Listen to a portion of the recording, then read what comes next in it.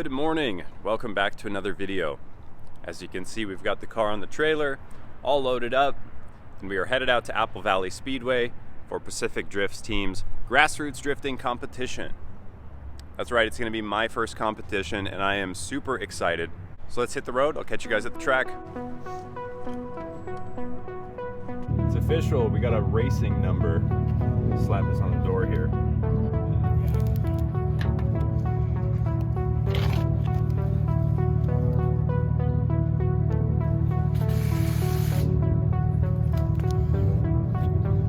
We made it. Apple Valley Speedway, cars unloaded.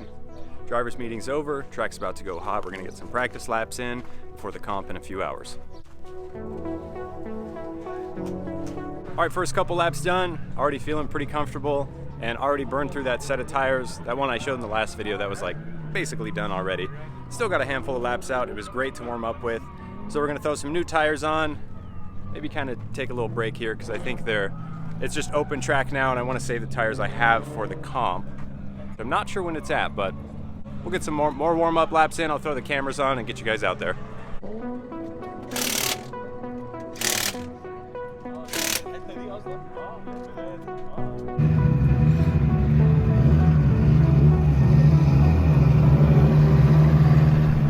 All right, practice laps are over. We're jumping straight into a big entry comp. So I don't recall if I'd mentioned it, but this event is split into 3 different comps. So they have a big entry comp, and then they're gonna do a tandem drift with the track going normal, and then they're gonna do a tandem drift comp with the track going backwards. So it should be pretty cool. I'll throw the GoPro on and we're gonna get this big entry comp started. All right guys, this is the warm-up lap for the entry comp. Let's see how we do.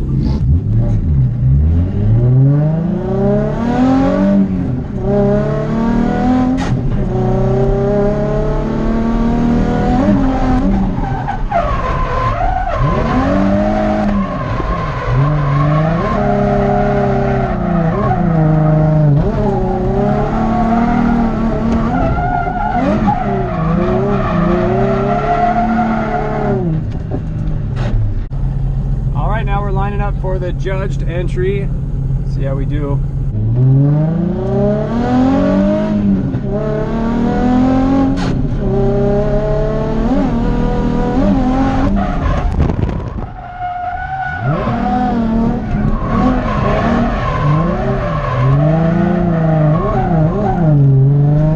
Entry comp is over.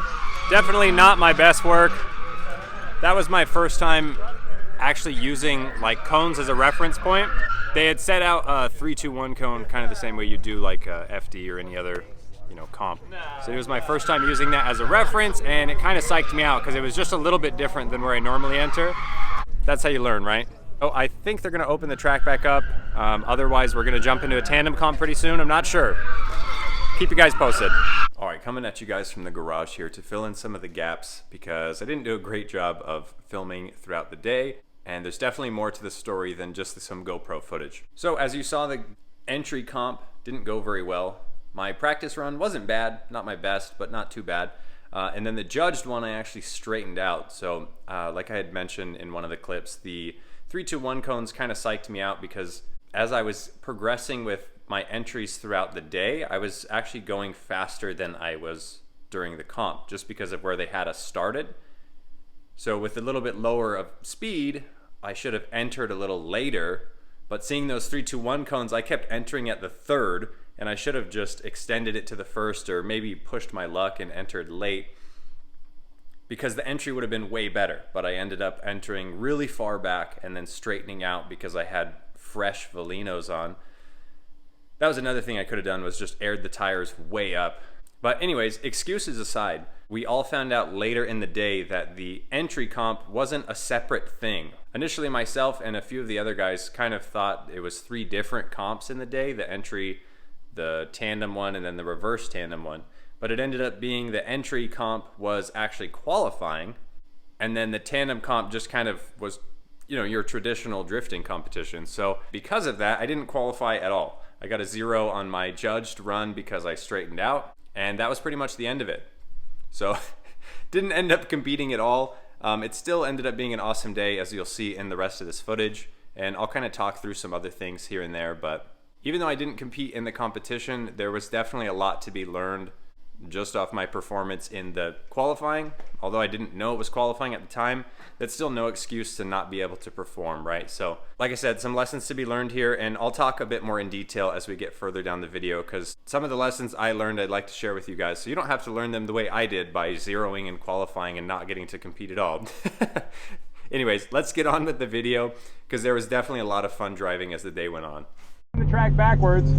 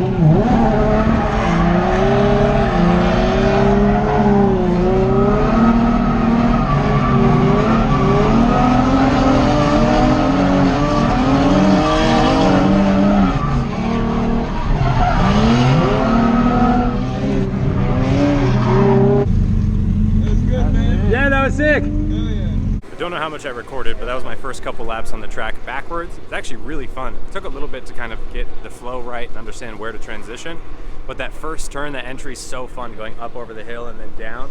Really cool. Are you gonna follow him? Yeah. Hell yeah, brother.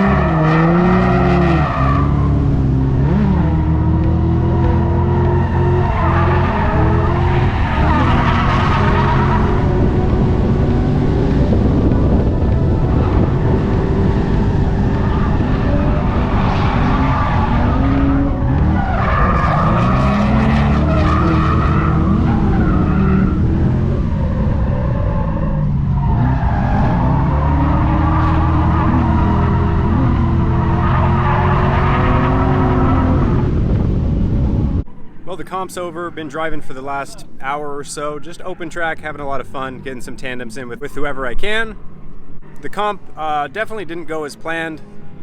I didn't really realize exactly what was going on with the entry comp, and anyways, I think future me told you about it already, but whatever, just trying to look on the bright side. the comp was less than half the day, so we're still gonna have a lot of fun and get a lot of good laps in. That just means I'll have to drive another comp.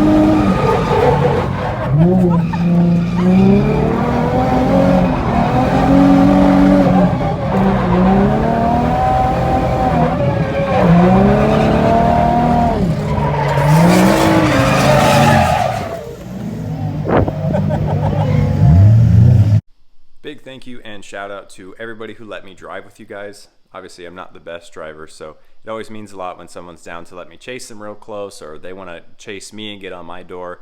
Definitely made the day a whole lot more fun. I absolutely love chase driving, especially when I find some drivers that are kind of on the same level as me, car-wise, skill-wise, drive a similar style-wise. It makes it a whole lot easier. And it really made the second half of this day so much fun. Anyways, back to some more tandem laps.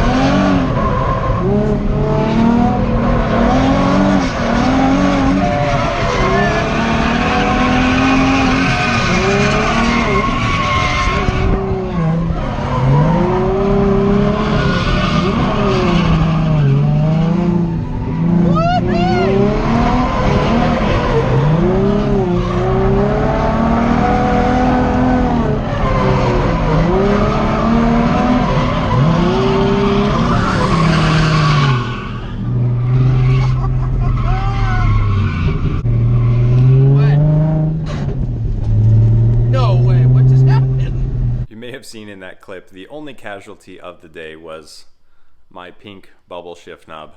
I knew that day was going to come. At the end of the day, these are pretty weak acrylic things, and there's a lot of leverage on that. And I was driving a little aggressive with that 3-2 shift, and then earlier in the day I was doing a 2-1 back to 2, so I think it just put a lot of stress on it, but it's okay. Got another one coming. I didn't realize how used to the height I was, so definitely going to get another similar style.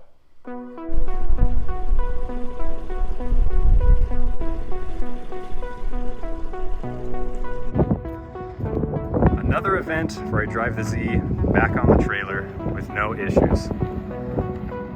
Kind of crazy. About to hit the road and head back home. Catch up with you guys there.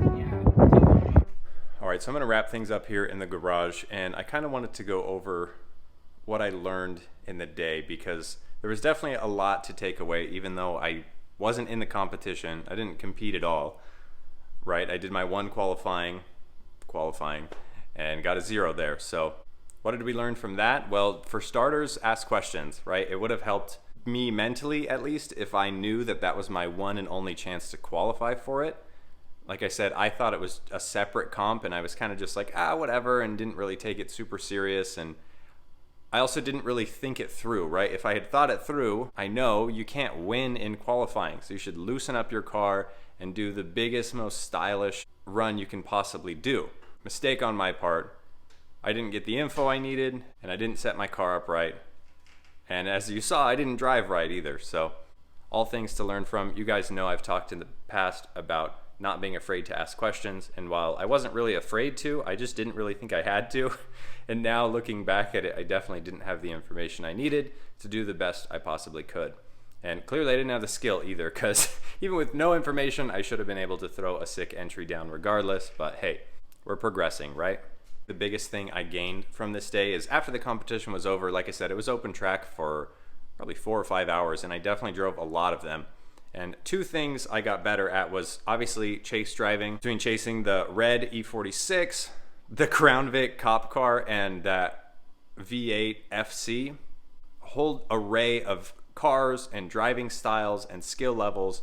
And while I didn't do amazing behind all of them, I definitely felt like I was able to hold my own. And I progressed mentally with just knowing like where to transition and not being so afraid, right? It's really easy to kind of check up on the handbrake when you feel like you're getting close to someone. And while I still did that in some parts, there was definitely some moments where in my head I thought, ooh, I gotta slow down. And then I just had to kind of stop myself from doing it, and it made the tandem so much better. So like I said, definitely progressed in that area. And the other area I feel like I progressed a lot was, funny enough, it was the entry. At the end of the day, I was able to do 4 or 5, even 6 laps back to back with just a big, fast entry. And what was important to me is it wasn't just a one-time deal. I could go back and replicate it again and again and again. And that to me shows that, okay, it's sticking. I've got it now. What changed for me on the entry there is I finally stopped lifting. Everybody has told me in the past that that turn is so much better if you just go faster. And while I got comfortable doing it in third, I was kind of in the middle of third, and I would lift off halfway. And by the end of the day, I was coming around the back turn in second, rev limiter second in the middle of the track, shift to third, and just go as fast as I possibly could and not even do like a big feint because I didn't want to scrub any speed. So that to me was a big mental breakthrough, just not being afraid of the speed.